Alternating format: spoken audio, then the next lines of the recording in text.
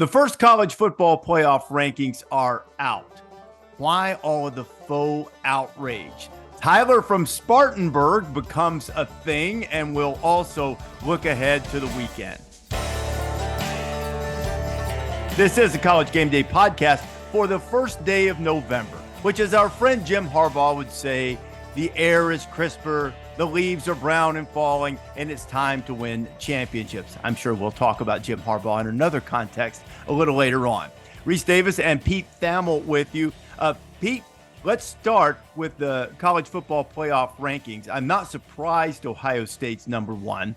I thought Georgia might be because there is the committee's mandate is not to evaluate the best resume, which Ohio State undisputably has, in my judgment, but it is to determine which team is best. And among the guys on the college football playoff top 25 show last night, not one of them said they thought Ohio State was the best team, yet all of them thought they had the best resume. I don't know if this is indicative. That almost seems staged, by the way, when everybody said a different team. I was like, come on, are we embracing debate here? No, we're really not. I mean, no, they didn't even know I was going to ask them that. Okay. It just came to mind when Ohio State was number one, because I had noticed all of them saying, I think Ohio State's going to be number one, but they weren't saying it with any conviction of like, they are the best team. Mm-hmm. Now, maybe they will be. They don't have to be the best team on November 1st. The idea is to be the best team on January 8th. If they keep playing and keep winning, they'll have that opportunity. But I don't think they're the best team, but I certainly think they have the best resume. And I think the question for this is, did we get an indication for how the committee is going to evaluate from this point forward, or is it more simply the first rankings, which is what I suspect, that they have to start someplace? Yeah, it was, I was texting with someone on the committee last night, and they were like, how'd you think we did? And I said, fine, until 3 weeks from now, you have to take back everything you said week one for all your justifications, because that's really how these things happen. The first week is easy.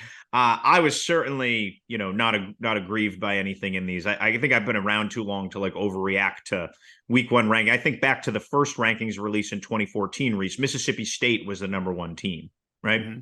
So and a lot deservedly so. Yeah, they were. Oh, no, it's not disputing. It just shows like things can change, will change. And I thought the best point last night, it might have been Kirk or McElroy, was just like, this all looks like there's some pretty clear paths to working itself out. Now, I always root for chaos because since I can't root for teams, so I do hope there is a little bit of chaos in there. We got some funky tiebreakers and some different things. But when you look at the pairings of Ohio State, Michigan, and we can put Penn State in there too. Somebody said that everybody until Louisville basically controls their own destiny, and I think that's very that's very fair. And you can kind of throw LSU almost in there too. They'd need a little help, but if they win Saturday, I think things shift a little bit around them too. They need some Ole Miss help there, I believe, right? But which they're going to get the following week. I'll go ahead and say, I mean. I shouldn't say they're going to get, because Ole Miss is good. They're likely to get the help they need next week when Ole Miss goes to Athens. Yes. If they don't get it Saturday when Texas A&M comes in. So yes. Now they would be the first 2-loss playoff team, correct? I don't think we've had a 2-loss playoff. We have not. Team. Yeah, we have not. So, but if we were ever to get one, it would be in a muddled year in the SEC where you dethrone Georgia's, we're assuming Georgia again. No offense to Coach Drinkwitz, who has realized we've all just chalked that game up and been very vocal about that, by the way. They're number 12. They're Missouri's 12. Yeah. No. But I tell you what, that K-State win looks pretty good right now. Great. Yeah. And you know what? Here's the thing though, Pete. I think there will need to be a fair amount of chaos for a 2-loss LSU SEC champion to get in. I think that is the path for all of the dreamers outside of the Southeastern Conference to have an SEC free playoff, is a 2-loss LSU as conference champion, or it could still happen as a 2-loss Alabama. Let's say Alabama wins Saturday, but then stubs its toe against Kentucky or Auburn, assuming not both stubs their toe once against one of those two teams, they would still win the West. And then they go and upset Georgia. They're not getting in. and I don't think amidst chaos, LSU would have especially if a one-loss Texas comes out of there. Now, Texas got plenty of problems ahead of them. Don't get me wrong. They do for sure. But I'm just saying, I think that a 2-loss LSU, even as SEC champion, and even though their 2-loss resume would be far superior to the other 2-loss teams that have been left out over the years, it would be closest to Alabama's last year in terms of their losses. The difference would be in that scenario, LSU would actually be a conference champion. But, the 2-loss Penn State that people were all mad about in 2016, they got beat by nearly 40 points in a game against Michigan. You can't do that, and get the benefit of the doubt. LSU doesn't have that. They've got 2 tight losses away from home against good teams, and they'll be a conference champion. But if you have undefeated, can you imagine the Feinbaum calls? Oh my goodness! The Monday after that selection show, I mean, that like an entire region would melt down, entire identity would melt down, and then wherever the first playoff game is, the fans would just chant SEC, SEC to throw it back in their face. Greg Sankey would be apoplectic if that scenario emerged. But I'm just saying that from the theater, right? We can only, we stand back and watch the circus, right? So that would be a whole new Barnum and Bailey.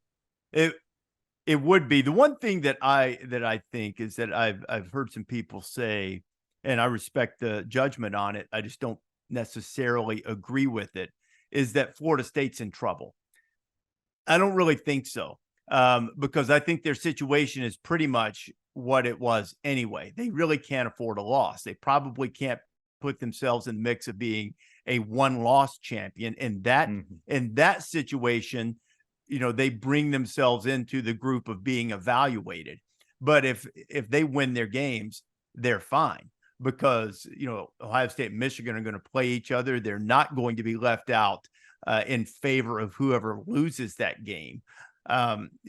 The SEC thing is going to play its way out. There's going to be no more than one team from the SEC, and the Pac-12 thing probably will too. The question probably comes down if they're a 1-loss champion, and everybody's sort of a 1-loss champion with the exception of maybe one team, which I believe our playoff indicators say is the most likely scenario, is that there will be only one undefeated Power 5 champion. In that case, then if it's Florida State, they're fine. But if it's not Florida State, maybe they're in some jeopardy. But the fact that they're 4, I don't think there's any risk at all for the Seminoles winning the rest of their games and then winding up number 5. I don't see that happening at all.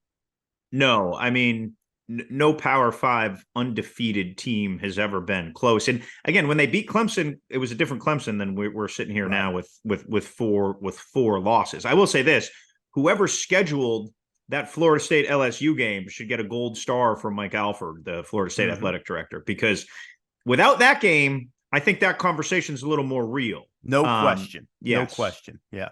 And winning and that also game, they're rooting for Louisville too. I mean, because then they can have another big time game at the end, because North Carolina has let them down. That looked like a big opportunity for them. Certainly, there's no rematch with Clemson, as we anticipated might be the case. But if Louisville continues to run through, and the schedule, I've said it before, if you're not good enough, a loss will find you. It already has. It found them, and Louisville is certainly good enough to win the rest of its games. They still have to deal with Miami. That'll be a tough one. And Virginia Tech this weekend, and Virginia are both playing much better. And Virginia Tech's in the mix for the ACC, at least right now, so that you can't assume that Louisville's going to run through this. But if you had to pick one way or the other, you probably would. And that ultimately will help Florida State if Louisville is moved up, maybe even a top 10 team. By the time the ACC championship game comes around, that will certainly help solidify their case if it comes to that. And Louisville could beat Florida State, by the way. Like, Gerard Jordan is taken over games, and we saw this at Purdue. When Jeff Brom is calling plays, if things are going right, they can beat anyone in the country, right? And they have the skill to do it, and the defense we talked about on the Monday pod, is certainly stout enough and stops the run enough to give FSU fits. And the one little caveat with Florida State, and Riley Leonard wasn't healthy enough to do it, can run on Florida State a little bit, at least if you look at the statistics. And so that's something that would serve Louisville well. But that's way down the list. We've got a whole month of ridiculous things happening before that. There are a couple other little things farther down in the rankings. I just don't get too bothered by this. But, Oklahoma State and Kansas, right next to each other, but Oklahoma State won the game, that kind of stuff. But I'm not too bothered by that, because when you talk about head-to-head, Pete, head-to-head has to mean a lot, but it's impossible for it to mean everything. And here's what I mean by that, because then we come up with these convoluted scenarios. We either wait for one of the head-to-head victors to lose another game, which then all of a sudden now head-to-head, why does it matter less over one game, especially if the schedules might be different? And the example from earlier this year, you had a situation, granted earlier in the season, but you had a group of one-loss teams in the Pac-12. Washington State beat Oregon State, who beat Utah, who beat UCLA, who beat Washington State. So you had the complete circle. They had all beaten each other. Okay, so why does it head-to-head has to matter? And maybe you can say, well, I eliminate teams C and D because I don't think they're as good. Okay, why? They won. And so it has to be a big, big part of the picture. And I know fans get very upset about this, particularly, let's say, Oklahoma fans right now, because they're ranked behind Texas after having that great victory. But it can't mean everything because of these other extenuating circumstances. I suspect that Oregon is playing better, and it's only a couple weeks away, I understand, but Oregon might have more staying power, might be the better team than Washington. But right now you give Washington the nod because they're undefeated, because they won the game. But if Washington had lost, let's say, to Stanford, then maybe you look at it and go, look, I know they won the game, a home rivalry game, but there's no way Oregon would have lost to Stanford. And so that has to matter too. Now, the Oklahoma loss to Kansas was to a good team. I think almost as troubling for that was the Kansas performance bookended with the UCF performance. UCF is dangerous. They've got weapons, but if memory serves, they haven't won a conference game yet, right? So it's I think they got one on them. Didn't they get one on a Miracle or no? Oh no, they lost. They lost to Baylor. Yeah, UCF's 0-5 in conference play. They're 3-5 overall, and you had to stop a 2-point conversion. Now these things happen, so I'm not saying that condemns Oklahoma, but I'm saying it's part of the mosaic that you put together when you start evaluating these teams. Yeah, I agree with that, and I think that you need to. It's a funny juxtaposition, right? Because Texas is ahead of Oklahoma because Texas's loss is better than Oklahoma's loss, right? Isn't that like simply distilled? So in some ways it's a compliment to Oklahoma, but you also have to take stock in how they've been playing, right? Like it's probably a little early to put Oregon over Washington, and they will probably play each other and iron this out.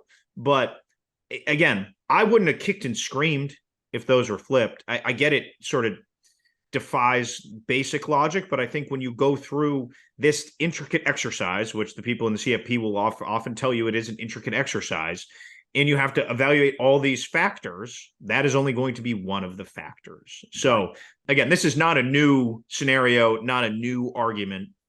Luckily, the teams that were juxtaposing against each other all should, if everything goes well, if this is actually going to be a valid argument in December, they will have the opportunity to play each other. So, Rece, you really dig in on this stuff and obviously do a great job on our CFP ranking show.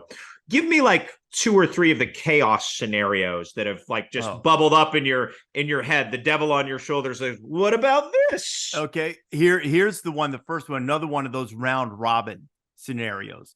It seems improbable because of what we saw from Penn State's offense at Ohio State and because of the way Penn State played against Indiana. But as the great Lou Holtz taught me years ago, different team every week, and you don't have to be the best team in the nation. You just have to be the best team in the stadium that day. So Penn State beats Michigan. which is like, I think, On the it's not table crazy. of real. How come that game's crazy. not at night, by the way? I know why, but like, man, if I'm James Franklin, I am peeved about that. Yeah, exactly. And then Michigan beats Ohio State. So you have the 3-way tie in the Big Ten East. You have to get down to that tiebreaker that we brought out the week that Iowa and Wisconsin played, which now that's changed a little bit about who has the advantage there. And I don't recall who does at the moment. But you get down to that tiebreaker. It determines who gets to go to the Big Ten championship game and almost certainly determines who's going to be the Big Ten champion. So that's the chaotic scenario too, particularly if, let's say, Ohio State loses on a last-second field goal, and their only loss is on the road at Michigan. Great game. Lose by a field goal. They were the committee's number one up to that point, number one or number two. Georgia might pass them before then because of what Georgia's going to have the opportunity to accomplish. But you lose to the number 3 team in their place at the end of the game. Last second field goal, touchdown, whatever. Great game. You lose a close one, lose a heartbreaker. That's the chaos scenario for me too. If you then have, let's say, 1-loss Alabama, SEC champion, with 1-loss Georgia, which for most of the season, we were saying, well, no way Georgia's schedule is good enough. They can't afford a loss. If they lose, they're going to be left out. That may prove to be the case, but now they're playing in the next 2 weeks, number 12 and number 10, and then after that, they play number 17, so they're going to have, their schedule is going to look different at the end than it does right now. So I think if you have all of that, if you have all of the Big Ten teams with 1 loss, you have Alabama and Georgia with 1 loss. You're only going to have one of Texas or Oklahoma, but you have then Texas, say, let's throw into the mix, because then they beat Alabama, who would under this scenario would be the SEC champion. So, and by the way, I did want to say this as it pertains to head-to-head. If all else is equal at the end or very close to equal, then my picture of the mosaic moves, then head-to-head carries a little more weight. If all else is equal, but you also should evaluate how that particular game was played. In Texas Alabama case, you have to evaluate that was the second week of the season. The first champion of the playoff era lost what appeared to be a disqualifying game to a very average Virginia Tech team at home, lost by, a couple touchdowns. I think they scored a backdoor touchdown to make it that close, Ohio State. But clearly that Ohio State team at the end of 14 was not what they were in September against Virginia Tech. So you have to take that into account. But head-to-head should matter a lot if everything's equal. But that's the chaos scenario to me. All 3 Big Ten teams have a single loss, only won the champion. Both SEC teams have a single loss. And maybe, you know what, you could also throw into the mix, Oregon avenges its loss to Washington and wins another great game, and they have 1 loss. And, Florida State, I'll say this for Florida State, because the ACC teams have let them down a little bit, maybe that makes it fun too. But I think the ACC is left out in likelihood under this scenario, if then you also throw Louisville in as the 1-loss ACC champ. Maybe not. Maybe Louisville's so impressive in that game they sneak in. But that's the scenario where everybody has won and a bunch of them have beaten each other. That's the chaos scenario.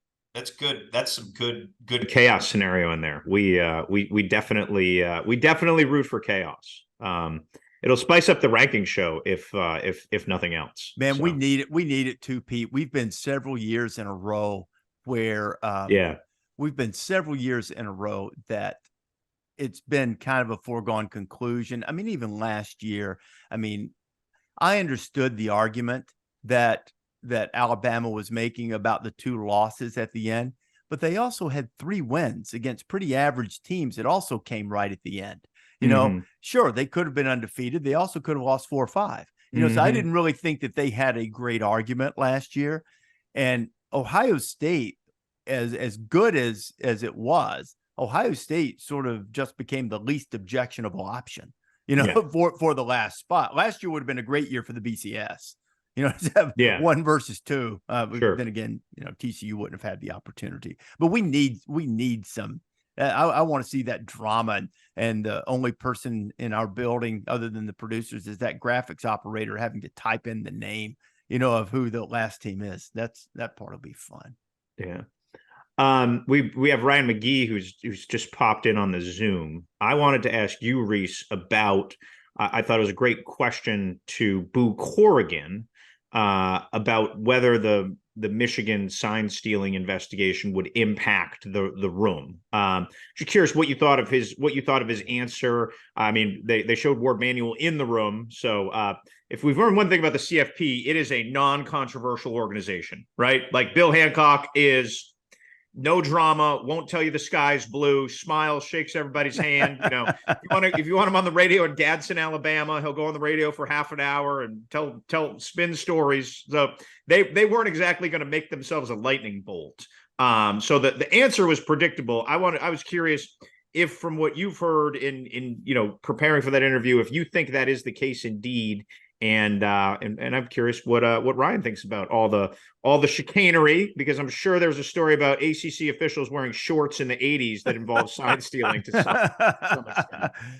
First of all, on Boo's answer, and Boo's put in a tough spot, as I kind of prefaced the question to Kalen DeBoer in that way, because I didn't want. I mean, if he wanted to do that was up to Kalen, but I didn't want to pit it as he was going after Boo, or Boo was taking a direct shot at him.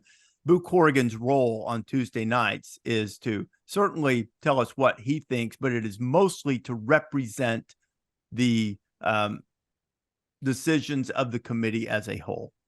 So I thought the answer as it pertained to Michigan was simply that there is no directive, but their charge is to evaluate what happens on the field. That's why I went with the follow-up to ask, are you encouraging committee members to put that aside if they are inclined to be grossly offended by what is alleged at Michigan?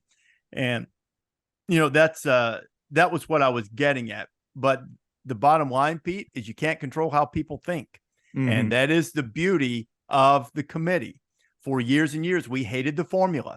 We wanted people. We got to apply some common sense. Well, if you're going to apply common sense with human beings, some of them are going to be more bothered by the alleged sign stealing. Others will be less bothered. Some will have the ability to say, I'm very bothered, but I can make a judgment and put that aside. I can put it aside and say that's something, as Boo said last night, for the NCAA to adjudicate, not the College Football Playoff Committee. And others will try to do that and will not be able to do it as much, and it will creep in. And I think all of that is reasonable. That's why you have 13 people. And that if you want common sense exercised, or some semblance of judgment exercised, and I think that's better than a pure formula, then you're going to have to live with some of that. What do you think about that, Ryan? Yeah, I agree with that. And it's an interesting, we wanted humans in the room, and we both have participated. I know, Rece, you and I have participated in at least one together, these college football playoff selection committee mock, exercises, and everything is recreated. We sit in the same room in Grapevine, Texas. The same guys, the same people are looking at the computers. We have the same notebooks. I remember we sit in the same chair. We know who our nameplate is. And who were you, Ryan? Well, I was trying to think. I think the first year I was someone really not, like, I was not excited. I was an AD from somewhere, and I don't want to say anyone's name because I don't want to offend anyone. But there's a lot of not exciting ADs. But then I was Barry Alvarez, and I felt very powerful at that point because I always did you make yourself the interim coach for whatever bowl you put yourself? Godfather, you were the Godfather at that time. Yeah, and I'm not going to use mob ties again because I'm already in trouble with you guys. So, but what was interesting in that room was how it changed depending on who was in the room, and it's Stockholm syndrome, right? It's groupthink, and so. The first time I did it was in a room full of writers, sports writers from all these different areas. Pete, you might have been there. It was all these different writers from all these different, places. And that room was a lightning rod because it's a bunch of sports writers. And then the second time I did it was with a lot of our ESPN analysts who were former players. And they had natural built-in biases. Most of the guys in that room had played at a Power 5, national championship contending program, they don't want to hear anything about Boise State, like nothing. And so it was really interesting being in that room. But what strikes me is, looking at the rankings from Halloween night, and in fact, I still have one of my binders, all my binders from all those from those mock selection committees. So I don't ever throw anything away. Page 1, right? When circumstances at the margins indicate the teams are comparable, the following criteria must be considered. Championships won is listed first, and strength of schedule is listed second. Then it's head-to-head competition and comparative outcomes of common opponents and all that. But the strength of schedule is what always jumps out to me, because we want to penalize teams that don't play. They don't play nobody, Paul, and we want to reward those who have played someone. And I saw a little bit of that on Halloween night, but I didn't see as much of that as I thought I would. I mean, I love Michigan. I think J.J. McCarthy's great. They've played no one. I write the bottom 10. Most of the teams on Michigan's schedule have been in the bottom 10 at some point or another this year. So it didn't surprise me that they weren't number one, but it did surprise me, quite honestly, that they were ahead of, like, Washington. Just because, Rece, you correct me if I'm wrong, but it feels like in the first 9 years of this, 8 years or whatever it's been, very early on, they've rewarded teams who've played difficult schedules, and they've told the other ones, all right, Michigan, you wait here because we know you're going to play who you're going to play in November. And I didn't see as much of that, or maybe as strong of that, as I thought I might see in this standing. Ryan, from listening to Boo afterwards, and then we had Kalen DeBoer, as I mentioned, on afterwards, I think you would have seen more of that had Washington played better against Arizona State and Stanford. I think that was pretty clear that there were enough people in that room that said, okay, they won. And I think we're also at the point in the season, and this is a little bit more personal. I can't say that this is definitely the way the committee thinks about it.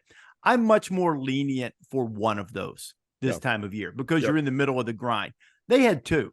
Right. And while Stanford's improving, and so is Arizona State, if you're a playoff team, national championship caliber, you can't have both of them. Right. And I think that's what got Washington.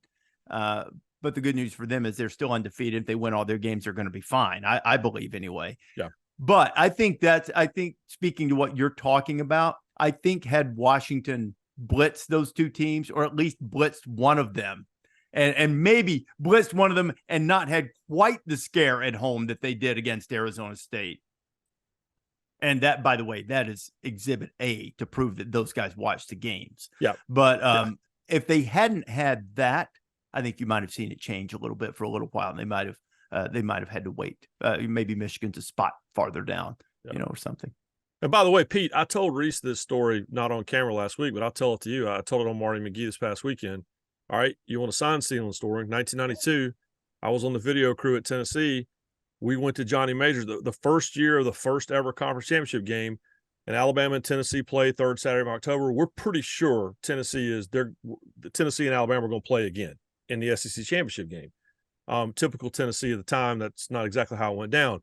But we go to Johnny Majors and we say, all right, coach, we have 3 cameras that we have pointed offense, defense, special teams, each end zone on the top of the press box.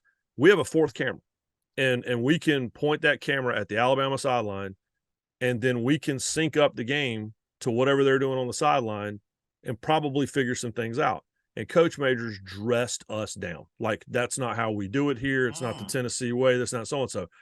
Come game day, I'm setting up my camera in the end zone, and on the radio comes my cohort, Link Hudson, who just retired at Tennessee, and Link comes over the radio. He goes, hey, point your camera up here and look and see what Alabama's doing. And Alabama unloaded a 4th camera and had a lens on it about as long as my leg, pointed at the Tennessee sideline. Yeah. So it didn't bother Gene Stallings at all. So yeah. But that was, again, so 92. So this is about the time that the rules were put together.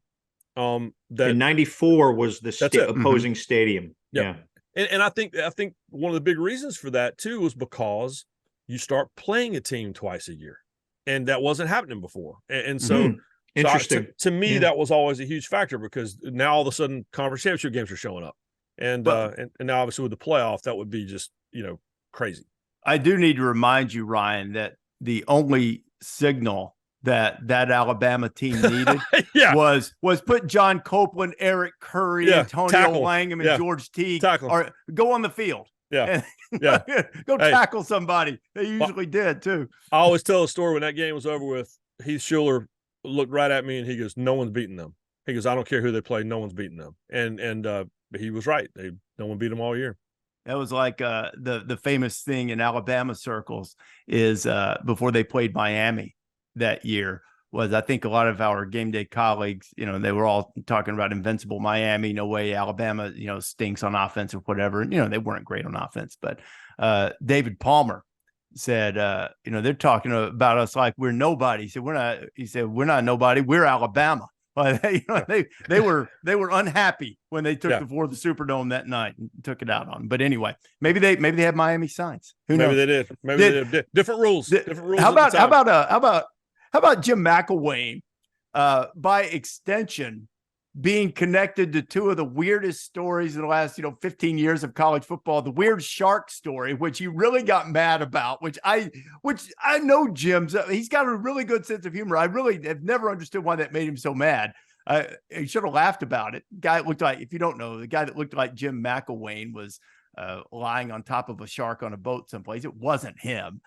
And then all of a sudden last night, he has to go in after the game and say, "Oh, we're trying to find out who that guy was on our sidelines that people are saying looked like Connor Stallions." Hey, Pete, have you gotten to the bottom of that one yet or not? Yeah, I mean, we obviously wrote a news story on Tuesday that said that Central Michigan is investigating that.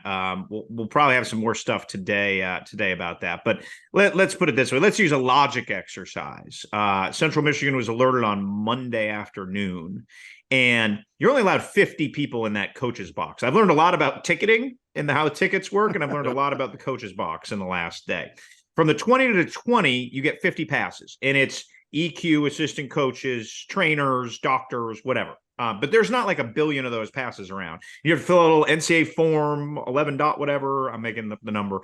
And the coach has to sign for it, and the AD has to sign off on it. So anyway, every week you fill out this form, who can go in your box. So they did not have Connor Stallion's name on the form. But I say all this to say, like, you just can't like buy that pass on StubHub. And if it's a visitor bench pass, there is a finite amount to it. So there is another layer that, quite frankly, Central Michigan's scrambling a little bit now to figure out. McElwain was on staff at Michigan with Stallions.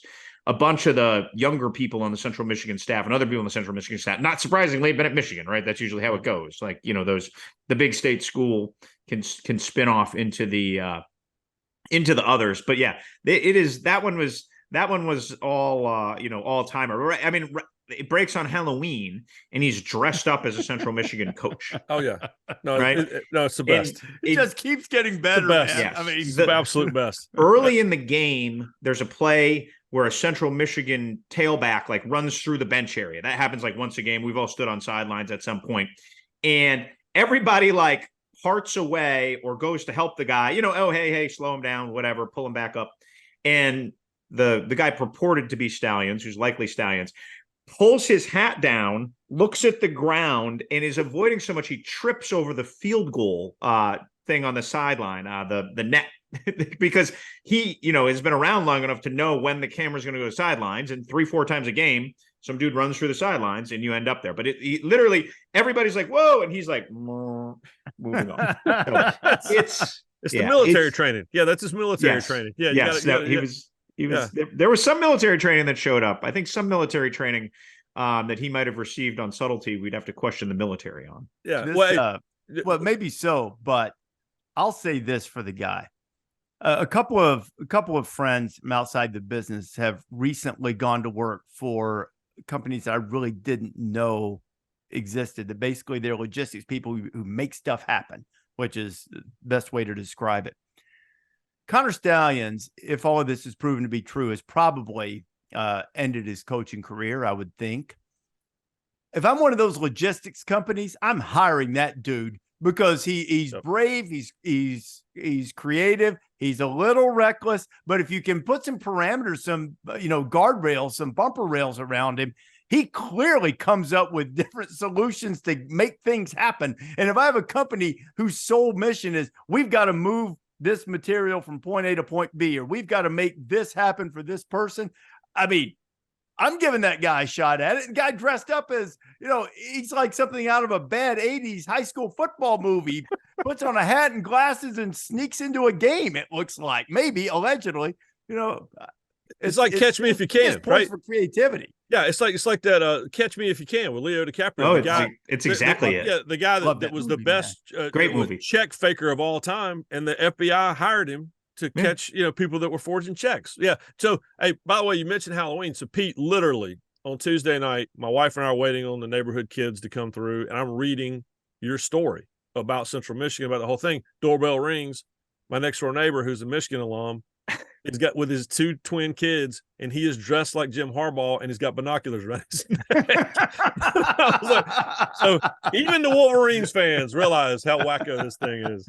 Yeah, I've never seen one quite like this, Ryan. Like this one's pretty, and we're like 10 days from knowing, like it was the Friday that we were at Ohio State for game day, Rece, right? So that's when that first emerged. So we're about 10 days into this guy's existence, and like what will the next 10 days bring? It's pretty it's all pretty fascinating. It's the greatest. It's the greatest sport in the world. I was substituting for Paul Feinbaum the day that the WikiLeaks, the Wake Forest deal broke, and same thing. I mean, you go from nothing at Wake Forest. You go from nothing to this is all we talked about, for the next 2 weeks, and it was and it had an impact, and this will have an impact one way or the other.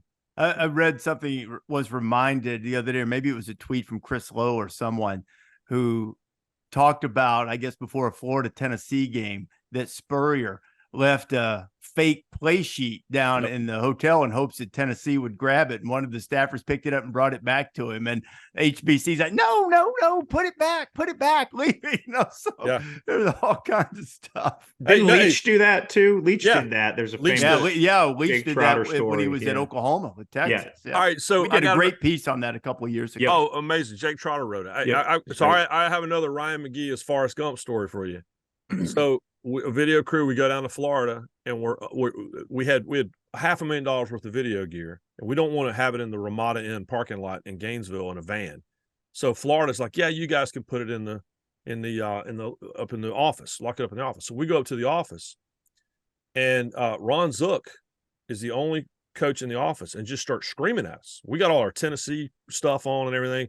What are you guys doing here? And someone just yelling at us. And I like Ron. I have a great picture of Ron yelling at my dad on the sideline, but Ron was always very nice to me. But that night he just flipped out. We're like, what is wrong with this guy? And I'm not saying this is what was going on, but I am saying that when I got back to the hotel room that night, the little light was blinking on that I had a message, pre-cell phone kids. And I picked it up, and my college roommates were calling me from Knoxville going, dude, they just caught some guy at the Kinko's faxing the playbook to Gainesville. And the guy's name was Jack Sells. And it was, so we had no idea. It wouldn't have mattered. I mean, Tennessee was going to lose that game the next night in the swamp anyway, but it was, but yeah, the point is, this is not a new thing. Sure. But there are regulations now, and you can't be, the thing is, you can't overdo it. I think if the lesson might be for any young coaches that want to break the rules out there, this is way too calculated. Like there's too much of a plan. You got to wing it a little bit. But but anyway, but it's not boring. It's not. It is not boring. Yeah. But one of the things that makes it not boring, and you don't see, in professional sports, is you don't get the direct interaction very often of fans with coaches. Like, I don't know, let's say Tyler from Spartanburg with Dabo Swinney on his college show, which was electric. Now, first of all, let's say this right up front. Fans being upset about a subpar season, that too is normal. And it's also great, because if fans behave the way sometimes we in the media act as if they should, and say, well, you should be grateful for the past, and just say, oh, well, hey, our guys are trying hard and we'll get them next year. You know what? If you have that attitude about an enterprise, well, then the coach doesn't make $10 million. Media companies don't clamor for the rights to do it. the three of us don't have full-time jobs that we love and that take care of our families, being able to follow this stuff. If everybody's like, well, hey, that's a nice little entertaining 3 hours on Saturday afternoon, and I'm not going to think about it again until kickoff next Saturday afternoon. You have to have a little bit of that, but there's a limit to everything, and you can go way too far. And Tyler from Spartanburg did, because he got way too personal with Dabo Swinney. He got way too insulting, and he was way too know-it-all for his own good. And, ordinarily, Booger McFarland and I were talking about this last night, and Booger was of the opinion that you're not going to win that, which is true. So you just have to wear it, which is reasonable. But the guy went so far, I felt like he had it coming. And good for Dabo for giving it to him, because respect the fans, but respecting the fans doesn't mean that they get to say whatever they want to, and there's no blowback.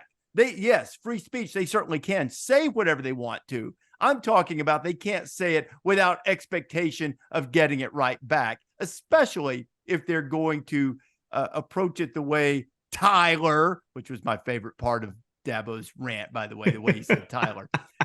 Tyler from Spartanburg said it. You're going to get some blowback, and I thought that his blowback was well earned. Pete, it's kind of like we're talking about with stealing signs. You can only go so far. You have to recognize, all right, I need to check it right here. I can't do 50 spreadsheets. I can't have, an army of people working. You can't do these things. If you're Tyler, for Spartanburg, which, by the way, I'm from the Carolinas. Y'all know this. My daughter's figured this out as a student at South Carolina. The best part of South Carolina Clemson football is a call-in show, post-game call-in show. It's the greatest of all time, especially when the teams are struggling. But if you're Tyler, you cannot be that nuanced. You cannot start dropping quotes from former coaches, and this is your record since this, and this is how much money you're making. And it was way too nuanced. And I give credit to Dabo in that he let him run. Like, it was like deep sea fishing. That was surprising. He let him run. He let him run with the line for a long time. And then he picked his spot. And so, Tyler, you cannot be that nuanced. And then the best part is when Dabo has his press conference on Halloween, the question was, who's going as Halloween? And somebody in the room yelled out Tyler from Spartanburg. And give Dabo credit. He laughed. Dabo laughed. Yeah, 100%. 100%. Yeah, but you can't be that nuanced and then be mad that, you get smacked in the face. But Rece, that would have been a great time for one of the great, statements that you and I have heard our entire lives, which is at the end of a call, Coach, I'm going to hang up and listen to your comments. Yeah. Tyler could have used the coach, I'm going to hang up and listen to your comments, because he hung on the line, and that was a mistake because he got punched in the nose. Yeah.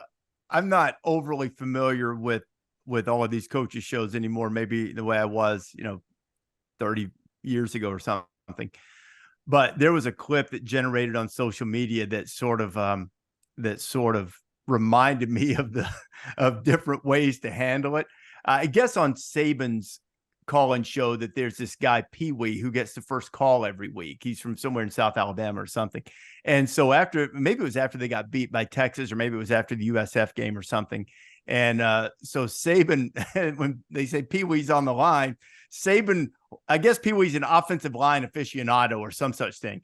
Saban goes into this launch about all the things the offensive line is doing wrong, or that they need to do better and they need to get fixed. And he tells Pee Wee's been waiting to hear from him, and basically then goes, what the hell's going on, Pee Wee? Like he's looking for Pee Wee for answers. And while I think there's a different kind of relationship between those two, and Tyler from Spartanburg clearly, and Dabo, it was sort of a funnier way to deal with a caller who you kind of knew was probably gonna offer some critiques, if nothing else. Yeah, I think we're at an interesting inflection moment for Dabo here. He is a quintessential victim of a monster he created, right? Clemson had some nice moments, but Clemson's never been a monster like it was in the pretty much decade before this season, right? 35 years, they didn't sniff a national championship, Pete. He went full Danny Ford, Frank Howard. He went through a whole history lesson, man. Yeah. So it's always a fascinating case study in fan behavior when you are blaming the coach for not living up to what the coach did. So I know it's true. Like this is all Dabo, right? At the end of the day. Now they had great administration, great support. Obviously, I think they missed Brent Venables tremendously, right? He was the backbone. There was a pretty distinct pivot point from there. They had some good offensive coordinator hires. I think Dabo right now, if you take a snapshot of where he and his staff are, there's some overlays to what happened to David Shaw at Stanford. Now, David didn't have that level of success, but Stanford obviously had never had the national championship level of success. But they fell a little bit too in love with their own program and promoted people from within their own program, and the lack of outside ideas. Because remember, Chad Morris was the first guy who came in and really, got that offense going. And then there was a string of coordinators after that, all of whom, but some came from the inside too. But it was an outside infusion that started this. And then they were very successful moving people up from the inside, be it Tony Elliott, Jeff Scott, etc. Brandon Streeter didn't end up working out, but did have some, good years there, different position coaching. But the point is, if you look at that Clemson staff right now, it's a lot of guys who've been at Clemson, who've been through the success, who've seen it all. And you wonder if now Dabo has to take a step back and say, do we need an influx of outside ideas? Now, they went out and made a pretty distinct move. Now, correct me if I'm wrong, Rece, because you would remember the week to week better than me. If they beat South Carolina last year, they probably go to the playoff, right? Yeah, they were in probably. The conversation. Yeah, probably. They were definitely like I said earlier, when we were talking playoff, Ohio State was sort of the least objectionable option last year for that fourth spot. So probably so. They probably they're there. Darn close, right? They're a playoff level conversation team last year. Now, obviously, they're 4-4 this year, and I will say this for Tyler: if you have a talk show and you're underperforming, you get paid handsomely to go to your talk show. So if some guy wants to read a Tiger Insider message board manifesto, you've got to take it to some extent. Now, I don't have any problem with Dabo responding, but you can't show up at 4-4 to your talk show and expect lilacs and roses to be thrown at you. So I have no problem with Tyler did, and I have no problem with Dabo being human. I think one thing about Dabo that I've always appreciated is he's let it rip, right? Like Dabo has always gone straight from his soul, and he's been authentic about that. I do think what's happened to Dabo maybe in the last 4 or 5 years is once he won the second title, he sort of earned a pulpit where anything he said was considered news. And I think that has made him a little bit uncomfortable in the past few years. So if, when he was in his third year there and they were pretty good and contending for ACC titles, if he said something about NIL, now it didn't exist then, whatever, news of the day, it would have been, the guy from Clemson said that. Now he became Dabo, who everything he says is headline news and debated and talked about. And he's always stayed authentic, and some of his takes are divisive, quite frankly. And when you're saying it from a 2-time national championship pulpit, you're going to cause more division. And I do think there's part of Dabo, like most humans, who want to be liked. So he all of a sudden earned this pulpit, heard his voice echoing through, heard the feedback from that, and got uncomfortable with it. And I think we've just seen that show up in the last few years. Again, another problem he created, but still something that, now that water's found its level a little bit, and inherently nobody's going to go undefeated forever. Here we are at these crossroads. One of the things I wonder about with them as it pertains, and we'll get more into this on Friday when we do our picks. I think every week it's real easy to say, now we go with Clemson. Okay, now Tyler has ticked off Dabo, probably insulted the entire Tigers. Here comes Notre Dame. Now we go. Well, shouldn't they have gone against NC State? I mean, and the thing is, the one thing I'll say, Pete, I think they're okay on defense. It's offense. I agree. And I think it's offensive line and wide receivers, and they need better quarterback play. And, I mentioned this on another show. I don't think we've talked about it on this show, Ryan, or on this podcast. We have this idea that because a quarterback is a 5-star guy, as soon as he gets his chance, especially if he has a good moment or two early, that he's got to be a finished product. Cade Klubnik is not a finished product. He's not close to it right now. That doesn't mean he can't get there. It doesn't mean he can't get better, but they need to play better around him. And also this whole transfer portal thing, everybody's like, well, if he'll just embrace the transfer portal, it'll all be fixed. Maybe he needs to adjust that. But Pete, you and I talked to Kirby Smart this offseason. What was the figure he used? Wasn't it like 80 to 85% retention that they go for? Yes. That's not far from the Clemson model. Now, I understand that Georgia has supplemented. They picked up a couple of receivers this year. And I get that. But you don't have to. I mean, you really don't. But you have to recruit at a high enough level and get the guys who you can keep to do it. So would he be better served maybe to be in the mix for Keon Coleman? Sure. I mean, nobody's going to dispute that. But he doesn't have to become USC or Colorado either.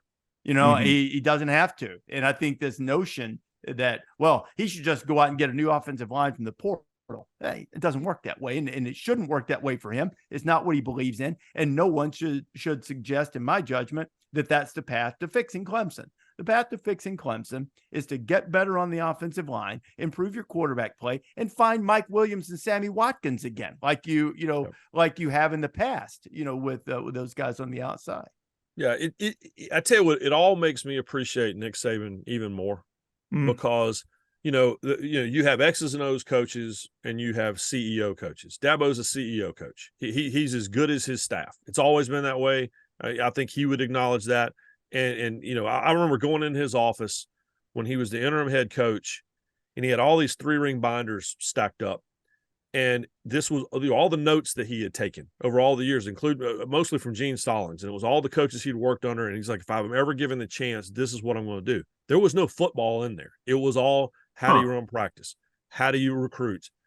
What kind of building do you need? What are your facilities? What are they going to eat? It was all that kind of stuff. And so you think about the fact that he kept that staff once he had the right combination with Jeff Scott and with Tony Elliott and with Brent Venables, and he kept that group together for a long time. But then once they inevitably started leaving for head coaching jobs, which happens at Alabama every single year. and we talk about, the fact that he's got to get, Klubnik up to speed. Well, it's exactly what Alabama's had with Jalen Milroe. And they burned the building down and then they've rebuilt it. And they're really good and the quarterback's really good. So Saban just keeps doing over and over and over again for, going into 2 decades, what other coaches can do for a really intense period of time and then have to figure out how to keep it going. Kirby Smart's not to that second chapter yet. And I'm curious to see how he handles it. So far, really, really well. So he's as good as his staff and it's going to, and again, like transfer portal, Saban has figured that out. He figured out how it fits in his building. And Clemson, I think, is still trying to figure it out. But it's even handling callers on the call-in show, during the week. Saban knows that very well. And now, I think that Dabo's getting there. Well, the thing is Dabo's accomplishments are beyond dispute. Yeah. But I will say that probably because of the persona that's been created, maybe because of the fact that he's a younger guy, I think even the callers on Nick's show are a little bit afraid. 100%. I mean, yeah, 100%. And maybe the callers on Dabo's show, while happy for what he's done, they are less afraid. He's always been one of them, and I think Nick has been very respectful to the fans. But there's certain coaches have an aura about them that with the fans, and I think Nick certainly has that. He's not the only one, but he ain't one of them. Yeah, he ain't one of them.